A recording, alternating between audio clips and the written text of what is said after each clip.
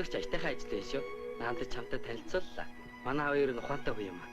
Та чаваа залуу юм аа. Танай ажил хэцүү үз? Хөг. Та туслах нь уу? Тусламж авахар бол тусалж болно. Шинжижир ихтэй лаваад би да. Зүгээр баярлалаа. Харин та ч нэлэх амар хүн байна шүү дээ. Намайг ядаж өвчин ч тоохгүй юм аа. Эмгэг твтэл тантай ойр хэд тонхсон?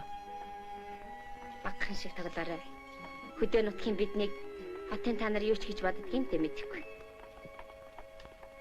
Наад тантай ярих юм их байна. Алма. Би боя.